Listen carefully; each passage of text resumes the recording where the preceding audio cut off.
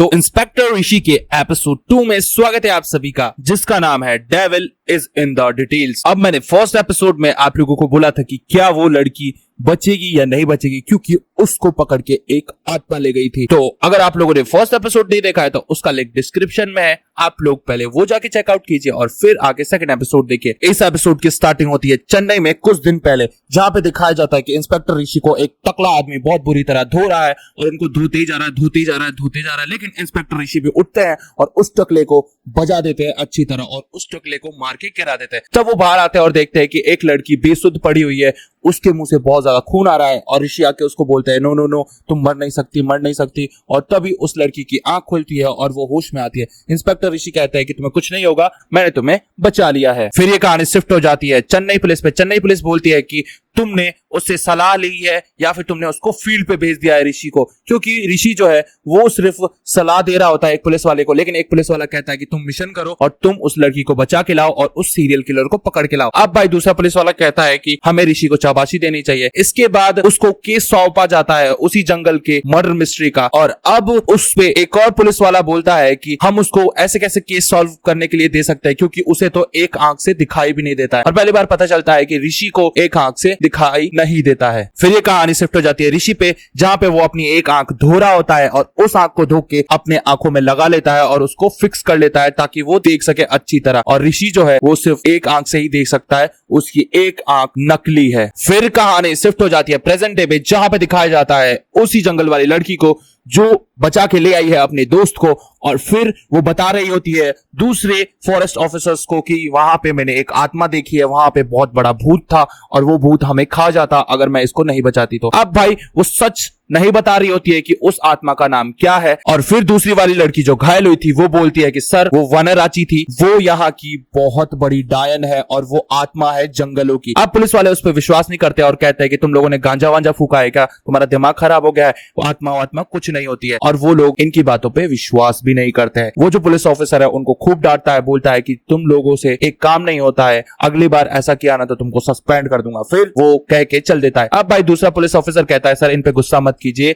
ये बच्चे हैं, इनको 2 दिन की छुट्टी दे दीजिए, काफी दिनों से घर भी नहीं गए हैं, तो आप इनको छुट्टी देंगे तब इनको जाके आराम मिलेगा। अब वो इंसान बोलता है ठीक है, इनको छुट्टी दे देते हैं और हम चलते हैं पेट्रोलिंग के लिए। अब एक कहानी शिफ्ट हो जाती है चित्रा और आयनार पे, जो कि आते हैं फॉरेंसिक लैब में, क्योंकि इनको बुलाया होता है इंस्पेक्टर ऋषि ने। ऋषि जो है इन लोगों को अर्जेंटली बुला लेते हैं, तो इन दोनों को बहुत ज्यादा गुस्सा आ जाता है और कहते हैं कि क्या ही आदमी है, आधे घंटे पहले फोन करता है और बोलता है जल्दी से आ जाओ। और फिर जैसे ही ये लोग एंट्री करते हैं उस हॉस्पिटल में, वहां पे एक डॉक्टर मैम होती है जो ऋषि को बता रही होती है कि ये जो मौत है ये किसी भी जहर से नहीं हुई। चित्रा को लगता था कि फूल में जो जहर है उससे रॉबर्ट की मौत हुई है, लेकिन ऐसा बिल्कुल भी नहीं है, उसकी बॉडी में कोई भी टॉक्सिक वेनम या जहर नहीं है, तो ऐसा तो बिल्कुल भी नहीं हो सकता। अब ऋषि पूछता है कि और कुछ पता चला, तब वो मैडम कहती हैं कि हाँ और भी पता चला है, जो इसकी बॉडी पे जो ककून लगे हुए थे, क्योंकि वो ककून बिल्कुल नेचुरल थे, तो वो ककून कीड़ों ने ही लगाए हैं और इतने कम समय में इतना बड़ा ककून जाला लगाना बहुत ही ज्यादा असंभव है। और जंगल में कई तरह के जानवर है जिनके पास बहुत ज्यादा जहर है, लेकिन कोई सा भी जहर, कोई सा भी जानवर ने रॉबर्ट को नहीं काटा है और इसकी हड्डियां भी जकड़ी जा चुकी हैं, तो हमें कोई भी सबूत नहीं मिला है फॉरेंसिक से। ऋषि, चित्रा और आयनार बाहर आ जाते हैं। ऋषि बोलते हैं कि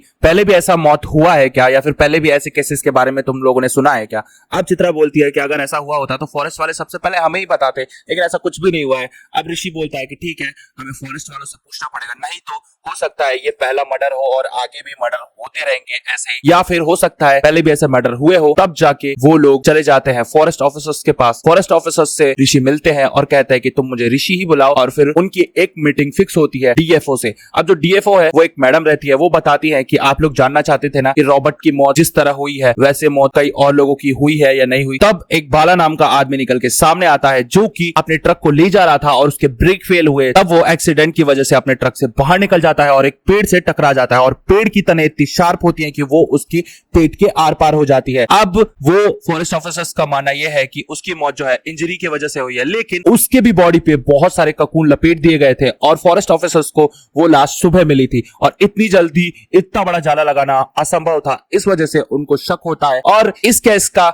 कोई भी रिलेटिव नहीं था रॉबर्ट की मौत से, क्योंकि वो एक एक्सीडेंट था और ऋषि को लगता है रॉबर्ट की मौत एक मर्डर है। तो इन दोनों का जो केस था ये दोनों अलग अलग हो गया। ऋषि को कहीं ना कहीं लग रहा था कि ये एक्सीडेंट नहीं मर्डर है। अब ये लोग वहां से भी बाहर आ जाते हैं और निकल के जा रहे होते हैं गांव वालों से पता लगाने के लिए कि कहीं ना कहीं से कोई सबूत मिले। फिर ये कहानी शिफ्ट हो जाती है उन्हीं दो लड़कियों पे जो अपनी ड्यूटी खत्म करके आई हुई होती है, और उसमें से जो लड़की घायल हुई होती है वो जा रही है अपने घर वापस लौट के ये नौकरी छोड़ के, क्योंकि उसे ये नौकरी नहीं करनी और उसे अब डर लग रहा है उस आत्मा से। वो उस लड़की को बोलती है कि तू भी मेरे साथ चल और हम दोनों मिलकर कोई नौकरी ढूंढी लेंगे, लेकिन वो लड़की कहती है देखो मैं तुम्हें परेशान नहीं करना चाहती, आपको जाना है तो आप जाओ। और जो लड़की घायल हुई थी वो कहती है कि मेरे को जाना ही पड़ेगा क्योंकि मेरा जो बच्चा है मेरा इंतजार कर रहा है और 8 महीने से मेरी सास मेरे बच्चे को पाल रही है। अब तक तो वो चलना भी सीख गया होगा और मुझे अब उसकी बहुत ज्यादा याद आ रही है, क्योंकि अगर मुझे कुछ हो गया तो मेरे बच्चे को कौन देखेगा। और ये बोल के वो लड़की वहां से चली जाती है। फिर दिखाया जाता है कि जो लड़की अब रह गई है अकेली, वो जाती है चर्च में, वो पूजा करती है और देखती है कि वहां की जो मदर है वो उस चर्च में नहीं है। फिर वो लड़की मदर से मिलने जाती है। वो मदर जो है उस चर्च की वो बहुत ज्यादा बीमार है और वो लड़की कहती है कि आपको कुछ नहीं होना चाहिए, क्योंकि अब आप भी चले जाओगे तो मेरा क्या होगा, मैं फिर से अनाथ हो जाऊंगी। और वो मदर समझाती है कि देखो बेटा तुम रो मत, भगवान तुम्हारे साथ है और जब तक भगवान तुम्हारे साथ है तुम कभी अनाथ हो ही नहीं सकती हो। और फिर दिखाया जाता है ऋषि और उसकी टीम को जो पूछताछ कर रहे हैं बाला के बारे में। अब वो लोग बाला के ससुर से मिलते हैं और उसका ससुर बोलता है कि मेरा दामाद बहुत ज्यादा अच्छा था, वो अच्छे से गाड़ियां भी चलाता था, वो पी के भी गाड़ी नहीं चलाता था और वो हमेशा कायदे में रहता था। और उसका ट्रक तो नया था, तो उसके ट्रक का ब्रेक कैसे फेल हो सकता है, उसका ट्रक पूरे कंडीशन में था। अब ऋषि जो है मिलता है उसकी पत्नी से और पूछता है कि आपके पति के बारे में आप क्या क्या जानते हो। और फिर वो बताती है कि मेरा पति बहुत अच्छा था, मेरा पति कभी मुझ पर गुस्सा भी नहीं करता था और कभी मुझसे नाराज भी नहीं होता था। ऋषि पूछता है किसी से झगड़ा हुआ था उसका, लेकिन उसकी पत्नी कहती है नहीं, मेरा पति सबसे मिलजुल के रहता था और कभी भी किसी से भी झगड़ा नहीं करता था और वो मुझे बहुत ज्यादा प्यार करता था, इसके साथ साथ अपने बच्चे को भी बहुत ज्यादा प्यार करता था। उसकी मौत कैसे हो गई मुझे तो पता ही नहीं चला, क्योंकि पुलिस वाले बोलते हैं ये एक एक्सीडेंट है। ऋषि बोलता है तो तुम्हें क्या लगता है ये एक मर्डर है या एक्सीडेंट है, क्योंकि मुझे तो लगता है कि उसका मर्डर हुआ है। और उसकी पत्नी शॉक्ड हो जाती है और कहती है कि ऐसा कुछ भी नहीं है सर, मैं कुछ नहीं जानती हूँ। इसके बाद ऋषि बोलता है कि देखो तुम डर के मत बताओ, जो बात है साफ साफ बोलो। तब उसकी बीवी बताती है कि मेरा पति जो था एक हफ्ते से बहुत ज्यादा परेशान था, उसको भयानक भयानक सपने आते थे, बहुत डरावने सपने आते थे और कहता था मुझे छोड़ दो मुझे छोड़ दो, और वो एक हफ्ते से मन से खाना भी नहीं खाता था। इसके बाद ऋषि बोलता है ऐसा क्यों होता था, तो उसकी पत्नी कहती है कि ऐसा मुझे बिल्कुल भी नहीं पता है, उसके शांति के लिए मुझे लगा था कि उस पे कोई आत्मा का साया आ गया है, तो शांति के लिए हम हवन रखने वाले थे, लेकिन उसके बाद मेरा पति आया ही नहीं मेरे पास और वो मर गया। इसके बाद वो बहुत ज्यादा रोने लग जाती है। अब चित्रा अय्यनार जो है वो पूरे गांव वालों से पूछताछ करने लग जाते हैं कि उसका बिहेवियर कैसा था और उसके साथ हो क्या रहा था। गांव वाले बताते हैं कि हाँ वो एक हफ्ते से परेशान तो रहता था, और उसके ट्रक वाले दोस्त भी बोलते हैं कि मेरा जो दोस्त था वो बहुत ज्यादा एक हफ्ते से परेशान रहता था लेकिन कुछ बताता नहीं था हमें। और फिर दूसरे ट्रक वाले जो है वो बताए कि वो एक दिन जा रहा था जंगल किनारे से और उसे एक चुड़ैल दिखी वहां पे, और तब से वो बहुत ज्यादा परेशान था और उसने हमें कहा था कि उस जंगल में जाना मत, क्योंकि उस जंगल में एक चुड़ैल रहती है। लेकिन कोई भी उसकी बातों पे विश्वास नहीं करता था और फिर उसकी मौत की खबर आ गई। चित्रा, ऋषि और अय्यनार जो है वो एक रिसर्च करते हैं जहाँ पे बताया जाता है कि लोग कई तरह की पूजा करते हैं, जिसमें है वन देवता, धरती माता, वायु, अग्नि और पृथ्वी। बहुत सारे देवता है जिनकी लोग पूजा करते हैं और एक साथ ये लोग डर के भी पूजा करते हैं, क्योंकि अगर कोई भी गुस्से में आ जाए तो धरती का प्रलय निश्चित है। और इसके बाद ऋषि उसे बहुत गौर से देख रहे होते हैं, क्योंकि ये सारे देवता अच्छे नहीं होते हैं। इनमें से कोई देवता बहुत ज्यादा ही गंदे होते हैं, क्योंकि ये लोग राक्षस भी होते हैं। और उनमें से एक है वनराची। वनराची जो है वो जंगल की रक्षा करती है और कोई भी उसको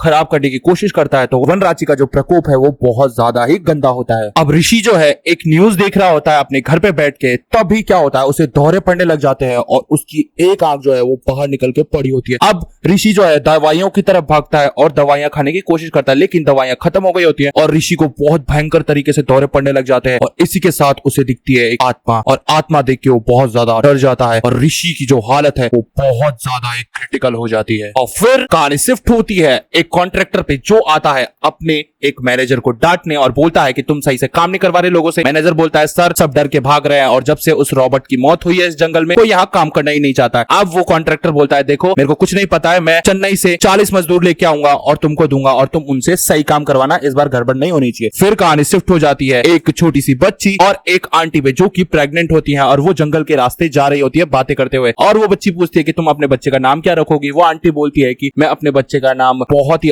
ज्यादा अच्छा रखूंगी। तब वो थोड़ी दूर जाते हैं, उन्हें एक घर दिखता है और उसमें एक बूढ़ी अम्मा बैठी रहती है। बूढ़ी अम्मा बोलती है कि तुम इतनी रात को कहाँ थे, अभी तक घर नहीं गए, जल्दी जाओ वरना वनराची ने अगर तुम्हारे बच्चे को सूंघ लिया तो वो तुम्हारे बच्चे को खा जाएगी, क्योंकि उसका सपना था कि वो भी एक माँ बने और वो कुंवारी हो गई, मर गई, इस वजह से वो अभी तक भटक रही है इस जंगल में। इसके बाद वो लोग डर जाते हैं और बूढ़ी अम्मा कहती है कि तुम अपने पास एक चाकू या फिर कोई लोहे की चीज रख लो, इससे वनराची नहीं आएगी। और वो बच्ची बोलती है कि तुम कुछ भी बोलती हो, चलो आंटी यहाँ से चलते हैं। और वो लड़की उन्हें खींच के ले जाती है। अब वो लड़की बोलती है कि मैं आपको घर छोड़ देती हूँ, लेकिन वो प्रेग्नेंट औरत कहती है कि नहीं नहीं मैं चली जाऊंगी, तुम टेंशन मत लो, वो देखो तुम्हारी माँ इंतजार कर रही है, जाओ उनके पास जाके खड़ी हो जाओ। इसके बाद वो वहां से बाय बोलती है और उसके घर के पास से एक कील निकालती है लकड़ी में से, और वो प्रेग्नेंट औरत जा रही होती है जंगल के रास्ते। वो जैसे ही आधी दूर जाती है वो देखती है कि कोई पीछे से आवाज दे रहा है और वो आवाज बहुत ज्यादा डरावनी होती है। इस डरावनी आवाज को देख के वो बहुत ज्यादा डर जाती है और फिर वो पीछे मुड़ के देखती है कि कोई है तो नहीं, और ये देख के वो बहुत ज्यादा शॉक्ड हो जाती है। फिर वो देखती है पेड़ की तरफ, वो वनराची जो है वो पेड़ पे ही बैठी रहती है और उसको डरा रही होती है। अब वो प्रेग्नेंट औरत बहुत जोर से भागने लग जाती है और जाके अपने घर में छुप जाती है। सबसे पहले वो जाती है अपने पति को देखती है, उसका पति जो है वो सोया रहता है, और इसके बाद वो जाती है भगवान की पूजा करती है और कहती है भगवान थैंक यू, आपने मुझे बचा लिया। तभी देखते हैं कि उसके छत पे कोई आ रहा है और उसकी छत की जो दीवारें हैं वो बहुत जोर जोर से बज रही हैं, और फिर उसका गेट कोई खोलने लग जाता है, बहुत जोर से मारने लग जाता है गेट को। तब वो